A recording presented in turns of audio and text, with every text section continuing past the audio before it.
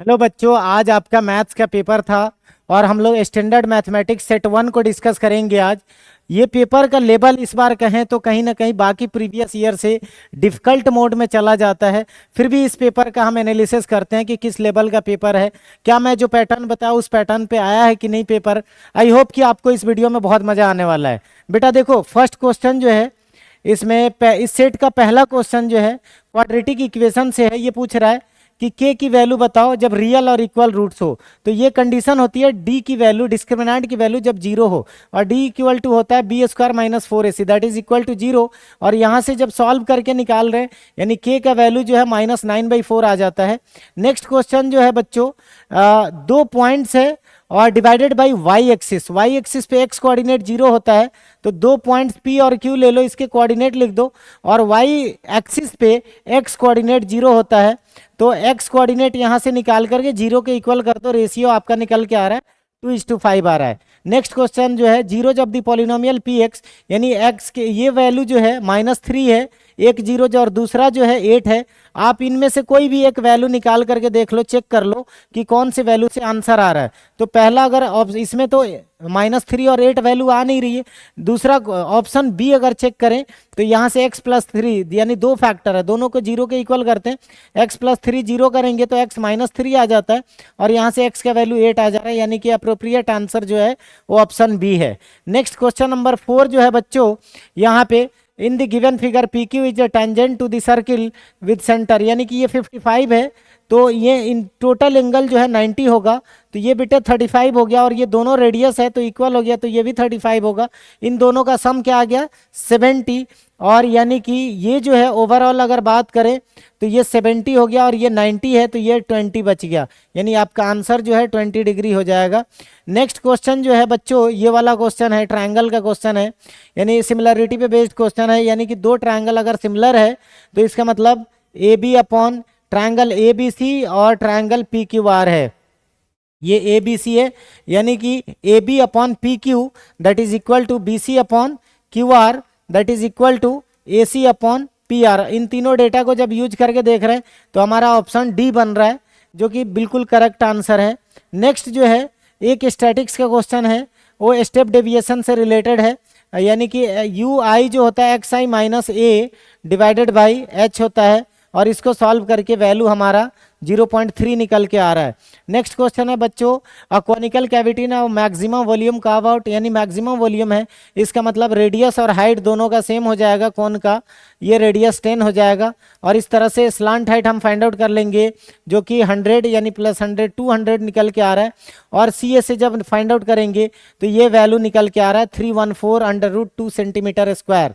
Next question है बच्चों, A P का क्वेश्चन है, यानी कि A16 - A12 है, इसको जब सॉल्व करोगे तो 4D, क्योंकि D की वैल्यू जो आ रहा है यहाँ पे -10/4 और प्लस यानी कि 5/4 निकल के आ रहा है, और 4 मल्टीप्लाइड बाई 5/4 जब आप करते हैं तो यहाँ पे आंसर 5 आ जा रहा है। नेक्स्ट क्वेश्चन है बच्चों, the value of P for which the roots of the quadratic equation is a rational number. Rational roots तभी होता है जब D परफेक्ट स्क्वायर हो। तो D परफेक्ट स्क्वायर यानी कि D equal to P square minus 4ac, यानी कि 4 मल्टीप्लाइड बाई ए है 1 और मल्टीप्लाइड बाई 6 यानी पी स्क्वायर -24। तो इसमें से p की कौन से वैल्यू हो जिससे कि d परफेक्ट स्क्वायर आ जाए, तो इसमें सिर्फ एक ही वैल्यू है -5। -5 का स्क्वायर जब आप करेंगे तो 25 - 24 1, यानी 1 is a perfect square number, that is your answer. यानी कि आपका -5 जो है वो करेक्ट आंसर है बच्चों। नेक्स्ट क्वेश्चन जो है, which of the following can not be the probability of an event.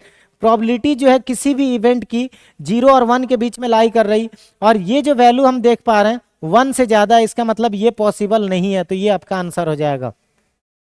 Next question है बच्चों, अ card is drawn at random from a well सफल डेक ऑफ 52 प्लेइंग कार्ड। ये कह रहा है आइदर 10 और आइदर किंग। तो 10 जो है पूरे कार्ड में कितने होते हैं 4, और किंग भी कितने होते हैं 4, तो 4 + 4 8 डिवाइडेड बाई 52, कैंसिल आउट करके देखो 2/30 निकल के आ रहा है। नेक्स्ट क्वेश्चन है, कैंपिंग टेंट हेमीस्फेरिकल, यानी कि रेडियस जो है 1.4 मीटर है, और यहाँ पे ओपनिंग जो एरिया है यानी वो 0.50 मीटर स्क्वायर है। तो यहाँ से सी ए से जब निकालोगे तो निकल के आ रहा है बेटा 11.82 निकल के आ रहा है। नेक्स्ट क्वेश्चन जो है बच्चों, लेंथ ऑफ आर्क यानी कि L is equal to pi R theta upon 180, ये फॉर्मूला अप्लाई करोगे, लेंथ की वैल्यू रख दो तो ये थीटा जो निकल के आ रहा है 45 डिग्री आ रहा है। साइन थीटा यानी कि 9 कोसेक को क्या करो आप साइन में चेंज कर दो, 1 by sine plus 1 divided by 9 multiplied by 1 by sine minus 1, sine by की यानी साइन की वैल्यू 1 बाई 9 रख रहे हो तो ये निकल के आ रहा है 82 बाई 18 आपका आंसर आ जा रहा है। नेक्स्ट क्वेश्चन जो है बच्चों, ये जो है पी क्यू पैरेलल टू यानी कि ये जो है रेशियो गिवन है तो 2 और ये 3 टोटल बात करें तो ये 5 बन जाता है, तो इसका मतलब 2 डिवाइडेड बाई 5 और पी क्यू का वैल्यू भी 5 डिवाइडेड बाई वाई जेड, तो यहाँ से वाई जेड की वैल्यू आपका 12.5 निकल के आ रहा है बच्चों, ये 12.5 निकल के आ रहा है। नेक्स्ट क्वेश्चन जो है ये calculate the probability that the winning of the यानी कि 0.08 ये प्रोबेबिलिटी गिवन है is equal to X by 800, यहाँ से x की वैल्यू जब निकाल रहे हो तो आपका 64 आपका आंसर निकल के आ रहा है, ये आपका आंसर आ जा रहा है। नेक्स्ट क्वेश्चन जो बच्चों ये हाइट एंड डिस्टेंस का क्वेश्चन है, यहाँ से इसकी वैल्यू आपको बतानी है, ठीक है। तो ये वैल्यू जो है बेस और हाइपोटेनस, तो कॉस लगा दो, तो cos 60 that is equal to 5√3 divided by AC, और यही AC आपको फाइंड आउट करना है, ये 1/2 होता है, 5 2 जा 10√3 आपका आंसर निकल के आ जा रहा है। नेक्स्ट क्वेश्चन नंबर 18 की बात करें, sec A divided by under root sec square minus A, यानी कि सेक को 1/cos लिख दो बच्चों और डिवाइडेड बाई सेक स्क्वायर यानी -1 that is tan square A, tan square का रूट करेंगे तो tan ए हो जाएगा और tan को sin बाई cos लिख दो, cos cos gets cancelled, your answer will be 1/sin, 1/sin का मतलब cosec ए, ये आपका आंसर बन जा रहा है। नेक्स्ट क्वेश्चन नंबर बेटा असरसर रीजन का है और क्वेश्चन नंबर 19 जो है ये कह रहा है सिस्टम ऑफ इक्वेशन इनकंसिस्टेंट, यानी कि 3 upon -6 that is equal to -5/10, ये दोनों 1/2 आ रहा है माइनस का, इज इक्वल टू 7 बाई यानी 1/2, ये इनकंसिस्टेंट जो है अगर हम बात करें तो ये बेटा ये आपका बिल्कुल ट्रू है, यानी इनकंसिस्टेंट है, बिल्कुल सही कह रहा है ये, ठीक है। When two linear equation don't have, यानी कि ये जो है बच्चों अगर बात करें ये फॉल्स आ रहा है, यानी कि जरूरी नहीं है, ये ओवरलैप भी लाइन कर जाता है, जरूरी नहीं है पैरेलल लाइन हो, ओवरलैप भी करता है, इसीलिए ये ट्रू और अगला फॉल्स हो जाता है। HCF की बात करते बेटा ये 36 m² लिखा है, तो 18 multiplied by 2 multiplied by m into M, और ये 18 मल्टीप्लाइड बाई m कर दो, यानी कि ओवरऑल इसका HCF बिल्कुल सही आ रहा है, 18 m आ रहा है।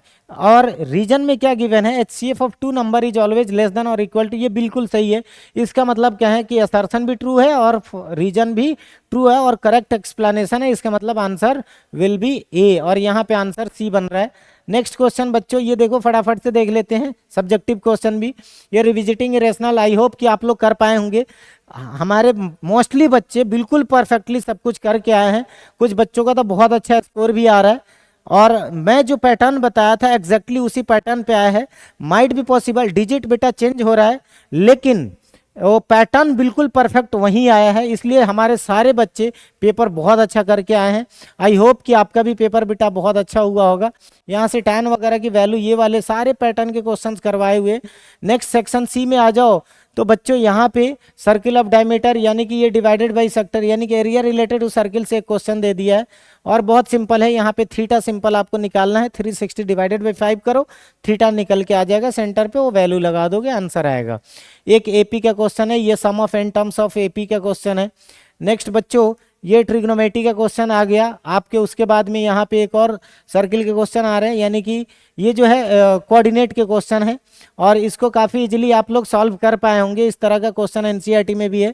ग्राफ का एक क्वेश्चन दे दिया है बच्चों, बहुत आसान क्वेश्चन है। नेक्स्ट एक और ये डायमेंशन, ये determine the length side of square, ये इसको आपको यानी कि वर्ड प्रॉब्लम से रिलेटेड अगर किसी भी क्वेश्चन को इसकी सॉल्यूशन, किसी भी क्वेश्चन का सॉल्यूशन चाहिए तो आप मुझे कांटेक्ट करो, आपको डेफिनेटली सपोर्ट किया जाएगा और सॉल्यूशन प्रोवाइड किया जाएगा और विद सॉल्यूशन परफेक्ट आपको समझा के दूंगा बेटा। अब देखो अप स्ट्रीम और डाउन स्ट्रीम से रिलेटेड ये भी सवाल आया है। नेक्स्ट क्वेश्चन जो है देखो, इस बार ट्रेंड काफ़ी चेंज कर दिया है सीबीएसई बोर्ड ने, हर बार जैसे बीपीटी और कन्वर्स और बीपीटी आता है, इस बार डिफरेंट क्वेश्चन दे दिया, सिमिलरिटी से रिलेटेड सवाल दे दिया है और उस ट्रेंड को ख़त्म किया इस बार कि हर बार जो है बीपीटी कन्वर्स और बीपीटी नहीं देना है, इस बार चेंज किया पेपर और एनसीईआरटी से अलग भी दिया है क्वेश्चन। नेक्स्ट क्वेश्चन, इसीलिए क्वेश्चन जो है मॉडरेट कह सकते हैं, बहुत डिफिकल्ट तो नहीं है बट एबव एवरेज क्वेश्चन है। नेक्स्ट क्वेश्चन बेटा मिसिंग फ्रीक्वेंसी से रिलेटेड मैंने बताया भी था और सेम टू सेम बिल्कुल मिसिंग फ्रीक्वेंसी के क्वेश्चन आए हैं। आई होप कि आप लोग का आंसर काफ़ी अच्छा आया होगा।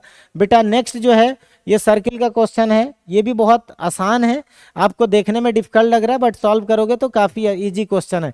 ये जो है केस स्टडी में बच्चों, ये जो है एक आपको यहाँ पे जीरोज यानी पोलिनोमियल से रिलेटेड एक सवाल दे दिया है।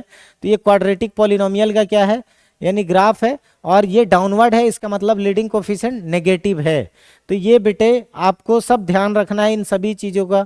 नेक्स्ट उसके बाद एक ये सरफेस एरिया वॉल्यूम से एक केस स्टडी सवाल दे दिया है और एक केस स्टडी आपका हाइट एंड डिस्टेंस से भी दिया है। आई होप कि बेटा आप लोग का पेपर जो है बहुत अच्छा हुआ होगा। ठीक है बच्चों, नेक्स्ट वीडियो में मिलते हैं। All the best, thank you so much.